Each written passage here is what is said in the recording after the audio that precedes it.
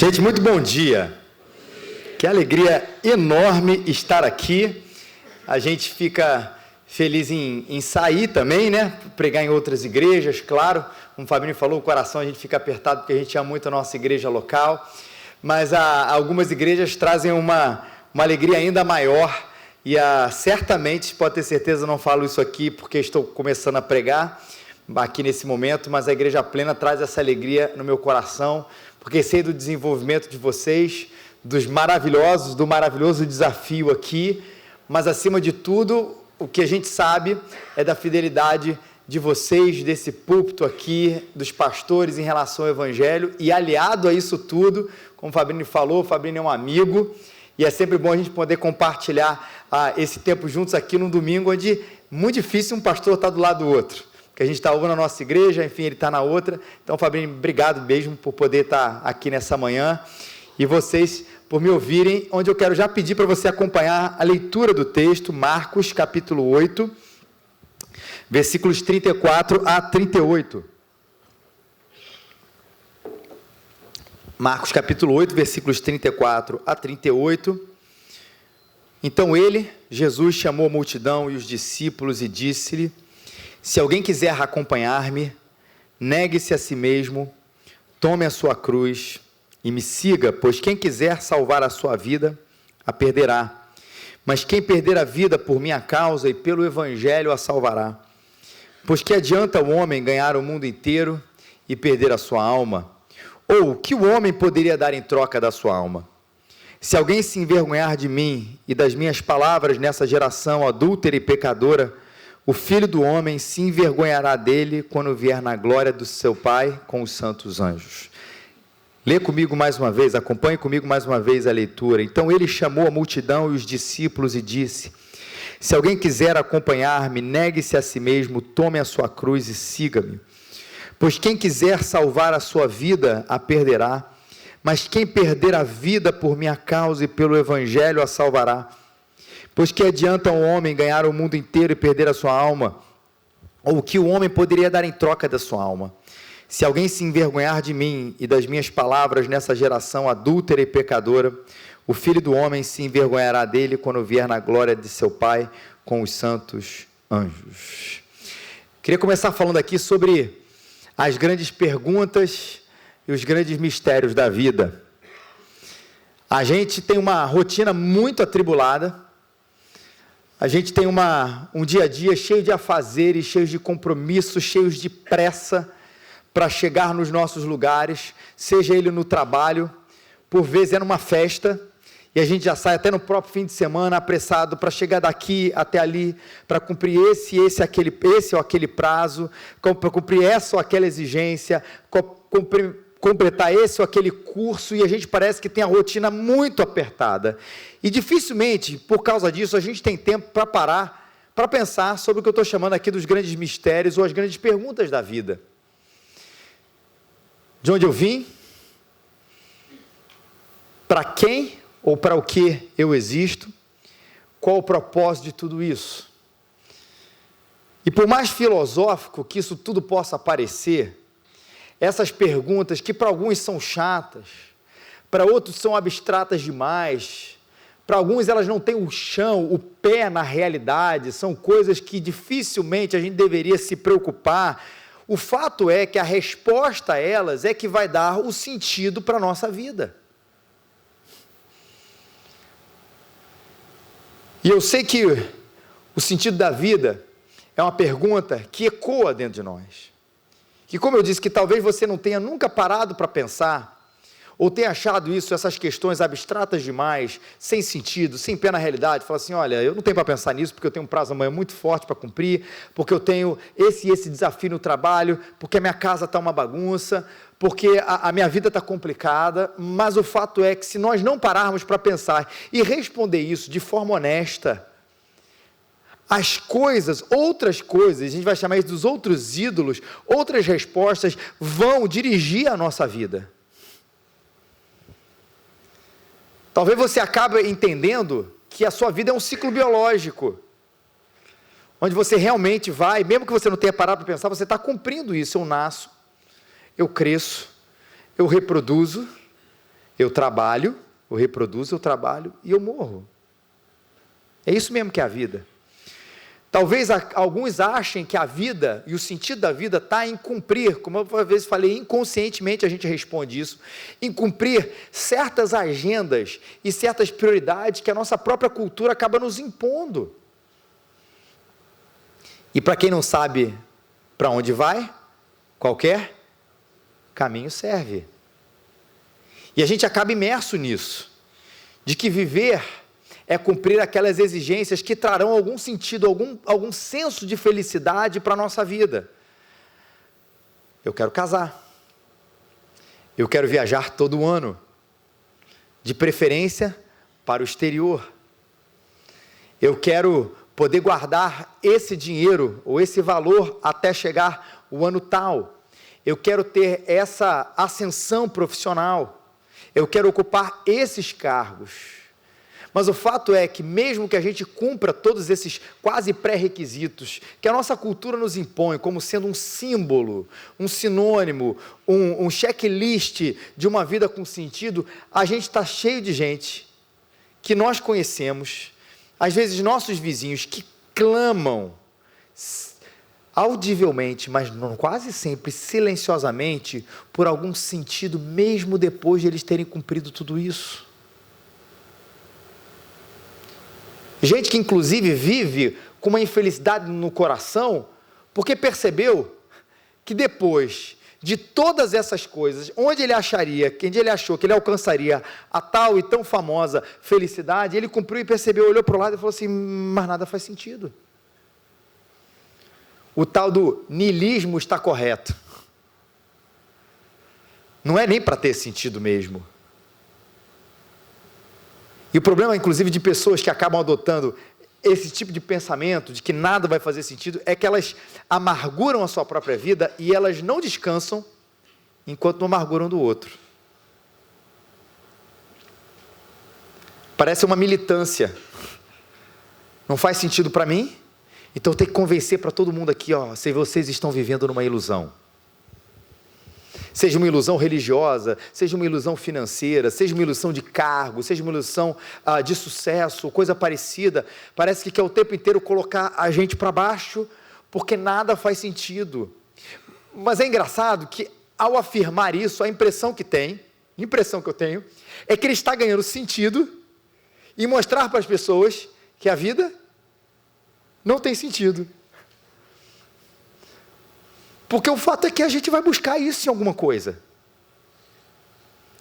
Como eu disse, e repito, ainda que nós não paremos para pensar sobre isso, o nosso coração responde, anseia e responde por essas questões, porque não dá para viver uma vida sem olhar para frente e falar, precisa ter um norte, precisa ter razão, para eu acordar, para eu viver, para eu amar, para eu ter os filhos, para eu existir. E gosto muito de um filme, que é baseado num livro, que é baseado numa história real, que já citei ele em outras mensagens, porque acho que ele ilustra uma coisa muito contemporânea. O filme conta a história real de Christopher McCandless, e nesse filme vai falar da história de um rapaz que um dia tomou uma decisão diferente na sua própria vida. Ele é um garoto brilhante, brilhante mesmo, abandona tudo e a todos, abandona os pais, abandona a irmã, literalmente queima o seu próprio dinheiro, joga o seu carro numa ribanceira e vai fazer o quê? Viver na natureza selvagem. Esse é o nome do filme. Sem dinheiro, sem telefone, sem família, como ele diz mesmo, simplesmente existindo. Mas o que é interessante é que esse garoto vai tomar uma contrapartida, ou vai andar na contramão do nosso tempo, sobre o que deveria ser a própria existência. Mas ele está tomando um sentido, ele está tomando um rumo. E gente, eu conheço inclusive poucas, mas pessoas que fizeram um caminho parecido com esse, e que a gente vai percebendo que apesar de ser uma contramão do grande mainstream, do pensamento das pessoas sobre o sentido da vida, o fato é que, na verdade, é uma é um gueto menor, mas posso dizer, igualmente equivocado. Num caminho, talvez, de uma completa abstinência de todas as coisas, de uma crítica social muito forte, ao ponto de viver por aí, andando, vagando pela vida, pela natureza, uma resposta a esse tipo de existência sem sentido, mas a resposta é viver um outro tipo, talvez um pouco mais natureba, mas sem sentido também. E além do domingo, talvez hoje, onde você tenha sido desafiado aqui nesses primeiros momentos aqui, das próximas 2h40 em que eu vou pregar aqui para vocês, a refletir e a pensar sobre isso, o fato é que um dia a dor pode nos tomar, a angústia pode nos tomar, um dia essa inquietação pode invadir a nossa alma e a gente realmente perceber que responder a isso faz parte da vida. Eu nunca vou esquecer uma experiência que eu tive. Quando eu conto isso, eu não lembro a minha idade. Eu era uma criança, eu não era um adolescente. Eu era uma criança. E eu lembro, porque eu passo por esse sinal constantemente, o sinal ali perto da Lagoa Rodrigo de Freitas, está o Clube Militar à minha direita e a Lagoa Rodrigo de Freitas à minha esquerda. Quem sabe do que eu estou falando sabe exatamente que sinal é esse. E eu nunca vou esquecer, eu estava de noite, e uma hora eu fui tomado de um desespero mesmo, sobre a vida. Que eu comecei a falar, fui criado na igreja, era uma criança, fui me converter mais na adolescência, isso é uma outra história, mas eu fui tomado por um desespero ao começar a perceber o que seria a tal da eternidade, ou da vida eterna, o céu.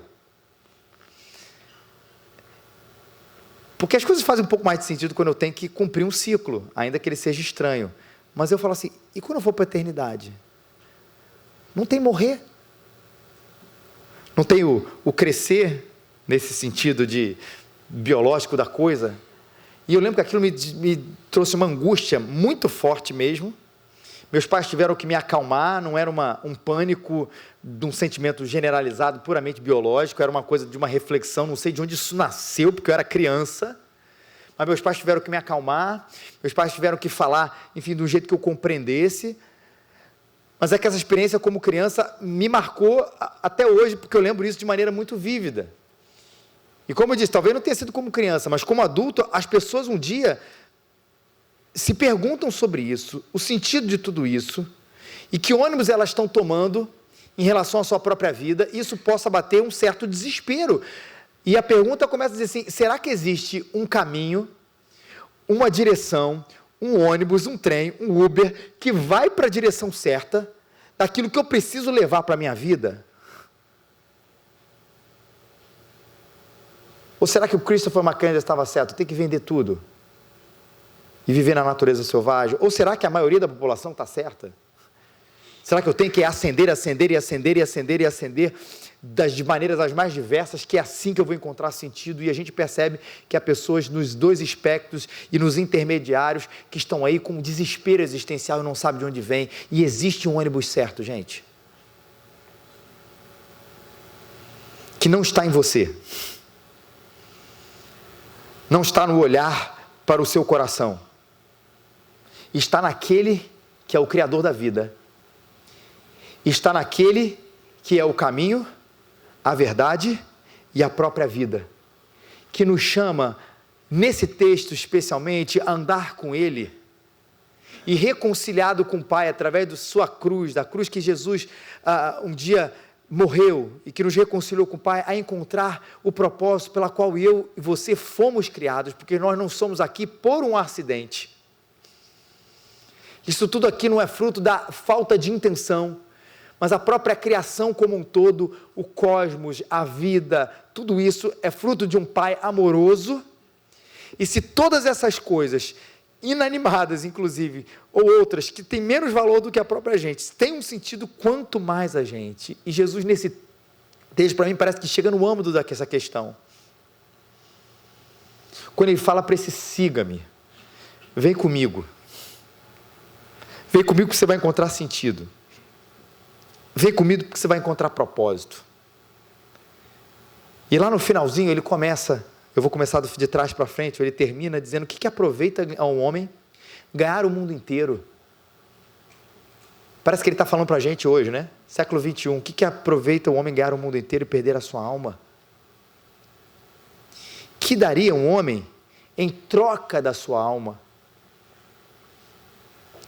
Porque qualquer que nessa geração e adulta e pecadora se envergonhar de mim e das minhas palavras, também o Filho do Homem se envergonhará dele quando vier na glória do seu Pai com os santos anjos. Entenda bem, a Bíblia não é contra o sucesso, não é contra o dinheiro, não é contra a fama. Por si só essas coisas não são ruins, mas quando elas se tornam a sua prioridade, a sua razão da vida, e se tornam os seus ídolos, sim, a gente perde a nossa alma. Por isso que Jesus, essa expressão tão forte, que como eu disse aqui, parece que está falando realmente, hoje para essa geração, para essa cultura dos nossos tempos, você pode perder a sua alma.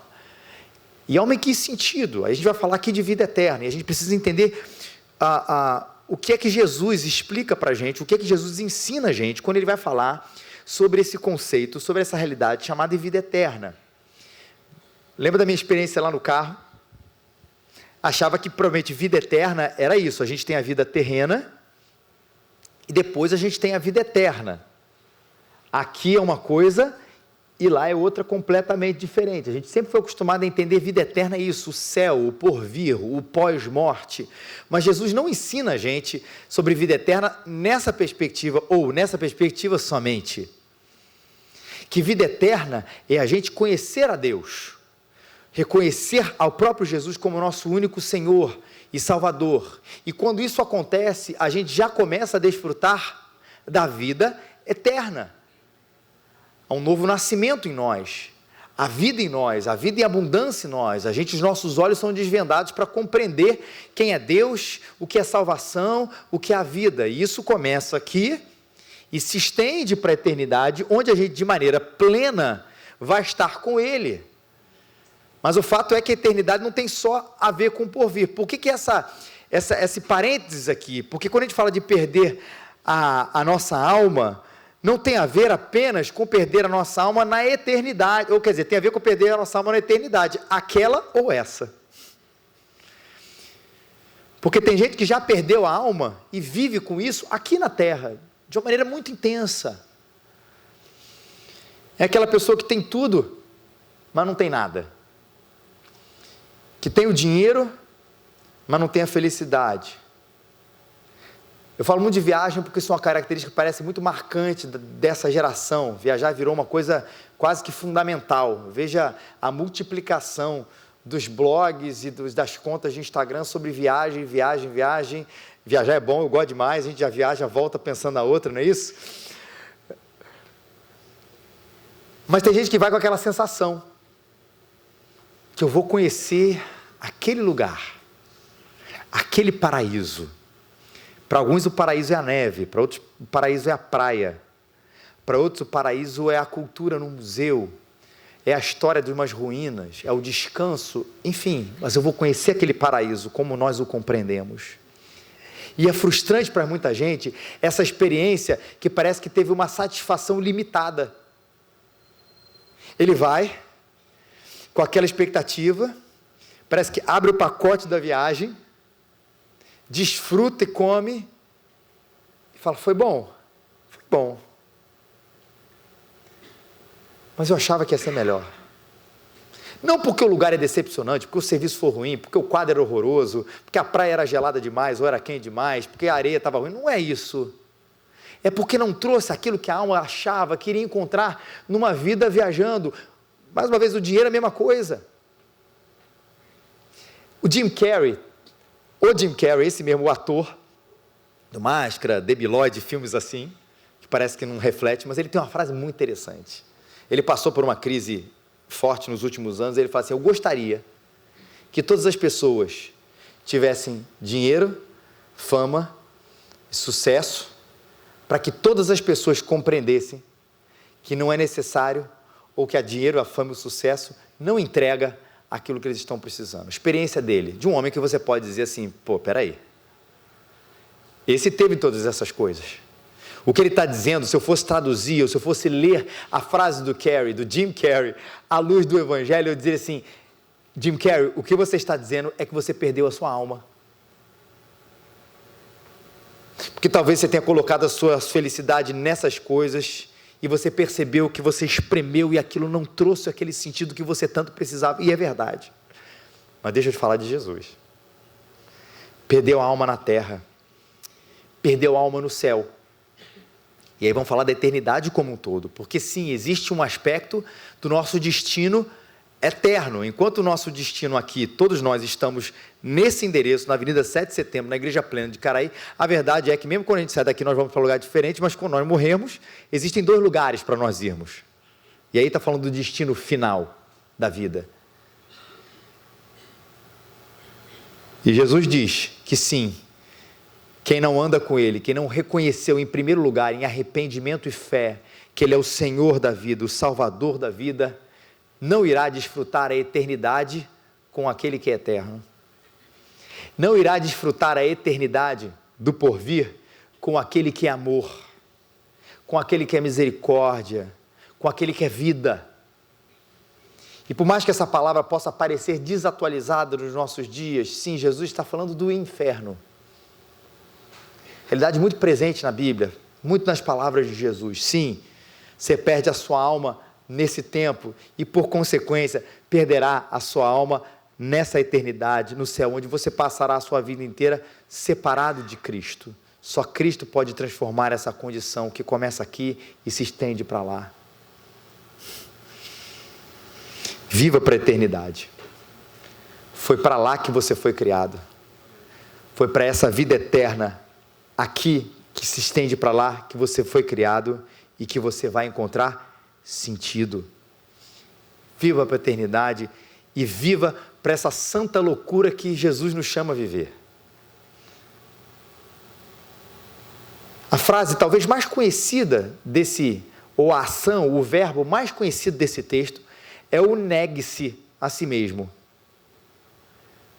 que sempre me foi passado e me pareceu sempre como uma palavra de muita dureza, até de sequidão.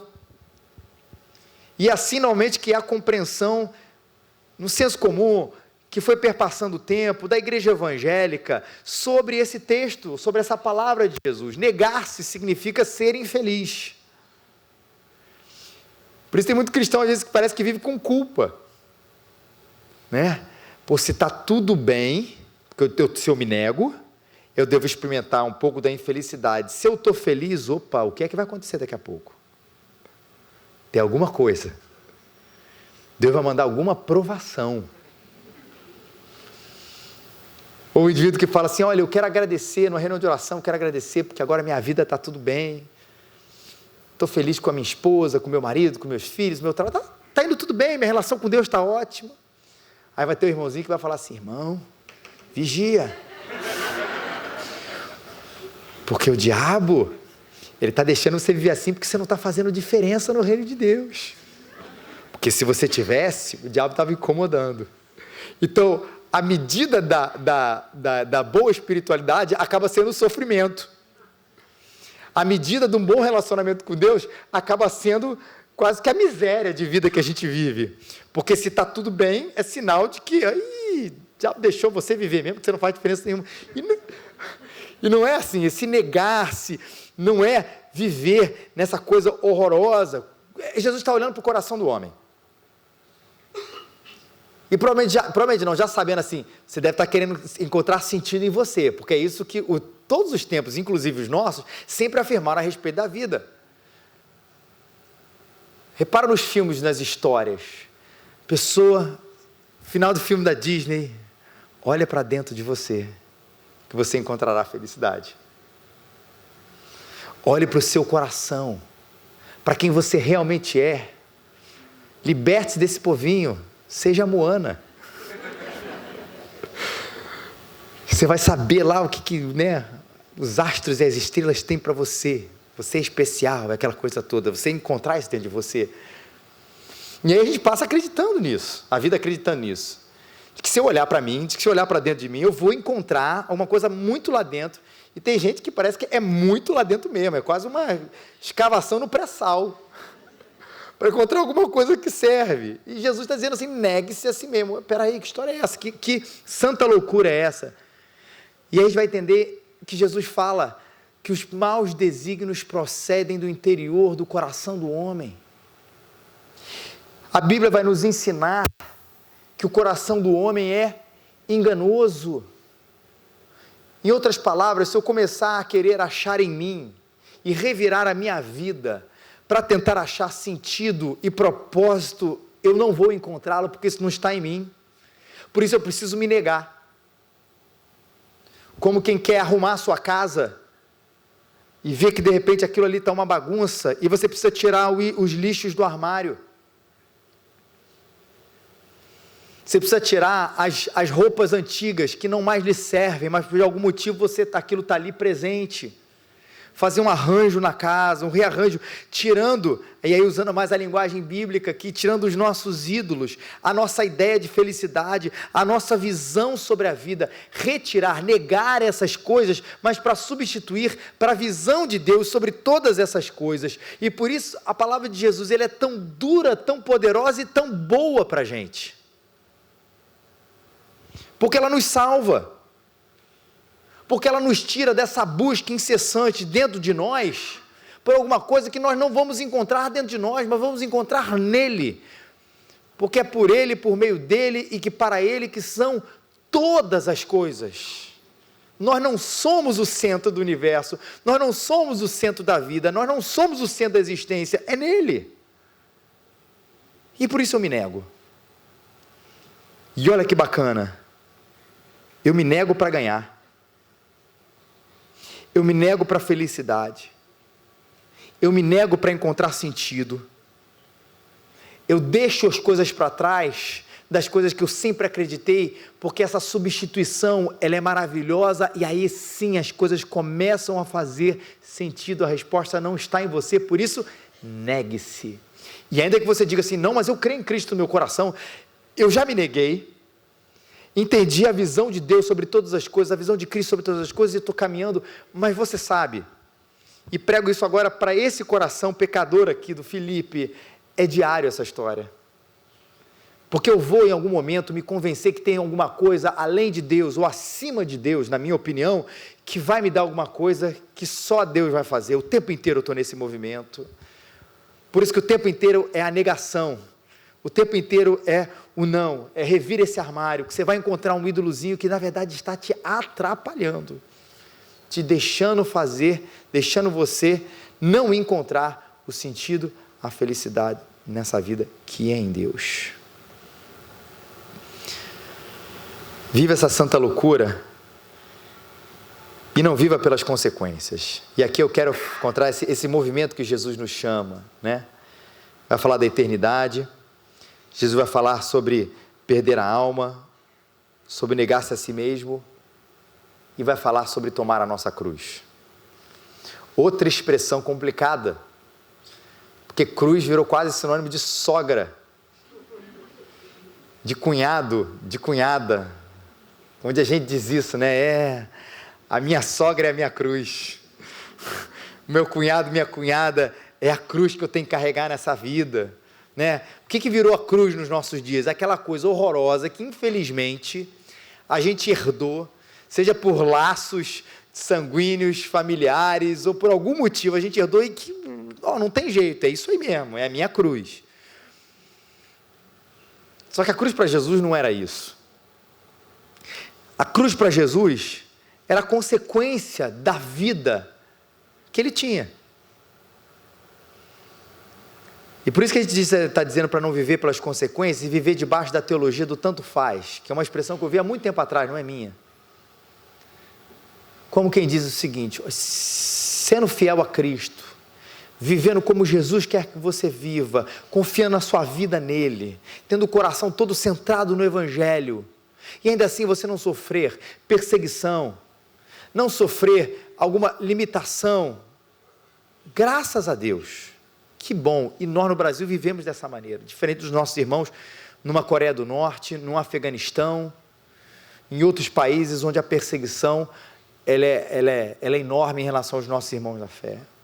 Mas a teologia do tanto faz, e que Jesus está falando que tem a ver com a cruz, é o seguinte: mas se você viver por Evangelho, viver para Jesus, andar com fidelidade a Ele, por causa daquilo que Ele fez dentro de você, e a resposta a isso tudo for a cruz, tanto faz, viva assim, leve a sua cruz, me siga e aguente as consequências. Se a fidelidade me leva a uma vida tranquila, socialmente falando, né? Se a felicidade me leva a quase uma crucificação, a perseguição, tanto faz. O princípio é que eu vou andar com o meu Salvador. O princípio é que eu vou seguir o meu Mestre. O princípio é que eu vou viver para Ele, eu vou existir para Ele, até porque não faz outro sentido viver para qualquer outra pessoa, qualquer outra coisa. Gosto muito das palavras dos discípulos. Jesus traz um dia uma palavra muito dura, e algumas pessoas param de seguir Jesus por causa disso. Jesus vê para o seu grupo mais perto e fala: vocês também querem deixar de me seguir? E ele responde: Senhor, para quem iremos? Só Tu tens as palavras de vida eterna. Medindo, não é pela dureza ou pela fraqueza da Tua palavra, só o Senhor tem as palavras de vida eterna. Para onde é que eu vou? Não há outro lugar, ainda que as consequências disso sejam a cruz. Agora, uma palavrinha que eu gosto de dar nesse momento, quando a gente fala de igreja perseguida e de cruz, tudo isso. O que os irmãos e irmãs experimentam no meio de uma perseguição é uma graça, é uma alegria, é um gozo, é um elevo espiritual, só falando nesses termos mesmo, que a gente entende a experiência, mas parece que ainda não conseguiu viver de maneira tão plena, porque a gente vive até de uma maneira mais tranquila aqui no nosso país. Gente que está dizendo assim: está diante de mim a morte. Experiências contemporâneas, tá? Não falando nem só das experiências bíblicas. Eu vou ser perseguido, eu vou ser preso, o governo, a religião XYZ vai acabar comigo, mas eu quero ser fiel ao meu Salvador. Não é a convicção que está aqui, ele foi tomado por isso, por inteiro. O coração experimenta uma alegria de servir e até de morrer para Jesus. De onde isso vem? É sobrenatural. O Espírito Santo faz isso no nosso coração. E se faz isso, pense nisso, numa experiência extremada, de literalmente às vezes uma crucificação, ou de uma tortura por causa do Evangelho, a gente pode experimentar isso também, ainda que não seja de maneira tão radical, porque o que está na nossa frente não é tão radical assim, mas a gente pode experimentar desse gozo por ser fiel a Deus, no meio de uma perseguição, como a gente vive às vezes no Brasil, mais moral, no nosso às vezes microcosmos, de não querer que a gente se posicione dessa daquela maneira, de não aceitar que a gente se posicione dessa daquela maneira, não aceitar a radicalidade que é o fato de que só Jesus salva, a singularidade de Jesus, não há outro nome pela qual importa que sejamos salvos, como diz até o vídeo aqui. E nesse momento, onde a gente às vezes vê meio pressionado, eu falei, não por uma tortura, uma cruz, mas moralmente, a gente pediu: Senhor, me dá graça, para que essa aceitação não seja um ídolo na minha vida, mas que o Senhor seja. E eu não vivo porque essas pessoas vão me aplaudir, vão me achar retrógrado, vão me achar hiper isso, hiper radical aquilo, mas eu vivo para o Senhor. Quer as pessoas me abracem ou me rejeitem. Não viva pelas consequências e me siga. E aqui eu dou esse meu último momento aqui agora. O Evangelho ele não é teórico. Não é a compreensão intelectual de um fato, de que Cristo um dia morreu na cruz para salvar os pecadores, para reconciliar o homem com o seu Criador, com Deus. E isso é uma notícia que apenas está no nível teórico da compreensão cognitiva, racional. O Evangelho muda a nossa vida, me faz, como eu disse, uma nova criatura para o seguir. Onde agora todas as coisas são regidas por Ele. O que faço, o que penso sobre o meu tempo, sobre o meu dinheiro, sobre mim mesmo, sobre família, sobre ser marido, sobre ser mulher, sobre ser pai, sobre ser filho, sobre carreira, sobre o que for, eu estou seguindo o meu Jesus. A gente às vezes que tem aquela compreensão limitada, mas um checklist clássico da igreja evangélica brasileira: seguir a Cristo, vá aos cultos, dê o seu dízimo, participe das programações da igreja, dá um glória a Deus quando o pastor falar. Obrigado. Ok, e não fala certas coisas, né? E tá bom, a gente limitou o seguir a Jesus a esse cumprimento de uma agenda que por si só não é ruim. Veja bem, não é ruim, todas essas coisas estão incluídas, mas não é só isso. O Senhor, Ele é Senhor sobre todas as coisas. Frase clássica de um cristão que está cada vez mais sendo lido, apesar de ser antigo já, o Abraham Kuyper: não há um centímetro qualquer na existência humana da qual o Senhor não diga é meu. Não há um centímetro sequer na nossa existência, não é só na criação, mas na nossa própria existência, que o Senhor não seja o Senhor. E seguir é um exemplo disso, é isso na prática. Eu deixo as minhas redes, eu abandono isso, eu faço aquilo. Senhor, como eu levo o meu tempo, como eu levo o meu dinheiro, como eu levo a minha família, como eu levo minhas prioridades, sim, como eu levo a minha igreja, como eu levo o meu falar, o meu pensar, o meu existir. E eu tenho uma nova postura, uma nova ação, um novo meio de viver, porque eu sigo aquele que é o caminho, a verdade, e principalmente essa última frase, que é a que mais nos enfatiza hoje nessa manhã: aquele que é a vida. É preciso perder o controle. Se você tentar segurar a vida nas suas mãos, pode ter certeza, você vai perdê-la. Se você tentar, mais uma vez, achar essa resposta em você, tentar achar que de alguma maneira, de algum jeito, você vai poder conciliar inclusive as duas coisas, é do teu jeito, Senhor, e mais o do meu jeito. Olha que parceria bacana. Eu e Deus, meu chapa. E eu vou ensinar para as outras pessoas, inclusive. Não tem isso. É 100% contigo, Senhor. Eu perco a minha ideia, eu perco o meu sentido, eu perco a minha vida, eu perdi meu controle. Agora é contigo, Senhor. Se você perder esse controle, você vai encontrar a vida. Não retém isso nas suas mãos. Negue-se, viva para a eternidade, toma a tua cruz, siga, e que presente maravilhoso, você vai encontrar aquilo para qual você foi criado, e que você sempre quis lá dentro, a vida que só o seu Criador pode dar ao seu coração. Que Ele te abençoe. Quero orar com você. Feche seus olhos. Porque qualquer que quiser salvar a sua vida, perdê-la. Mas qualquer que perder a sua vida, disse Jesus, por amor de mim e do Evangelho, esse a salvará. Obrigado, Senhor Jesus, por essa palavra. Obrigado, Senhor, porque o Senhor nos chama, o Senhor nos convoca, o Senhor nos transforma para perdermos e ganharmos, Senhor. Nessa troca que parece tão estranha para a gente, nós que somos tão acostumados a querer ditarmos todos os passos da nossa vida, como ela deve ser vivida, chamar para perder isso parece uma loucura, mas, Senhor, o Evangelho é loucura, e o Senhor é poderoso para destruir o coração, o Senhor mais duro para entender isso, Senhor. E eu te peço que no nome do Senhor Jesus, ó Pai, o Senhor faça essa obra hoje, Pai. Naqueles que ainda não te conhecem, não andam contigo, ainda não reconhecem que Cristo é o Senhor e Salvador da sua vida, que haja, Senhor, o trabalho do Senhor seja um trabalho de conversão, mudando por completo, Senhor, para que nasçam hoje novas pessoas, novas criaturas, para a glória do Teu nome, lavadas e redimidas no sangue de Jesus, com um novo propósito.